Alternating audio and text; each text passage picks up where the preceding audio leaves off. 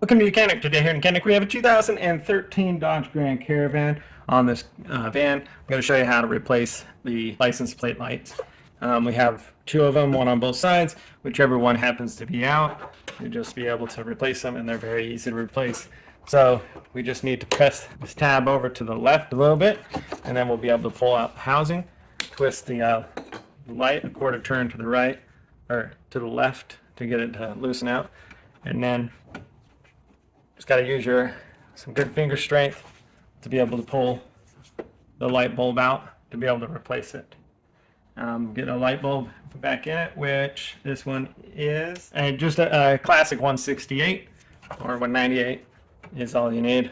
So put a 168 bulb in there, tighten it in, and then be able to put the housing in there, turn that a quarter turn to the right. You've got one little tab here that's going to go above the plastic tab there to kind of sandwich in between there, and then just depress and lock that into place. And so that's how you replace your license plate lights on your van of a Dodge Grand Caravan. Thanks for watching YOUCANIC, where you can be the mechanic.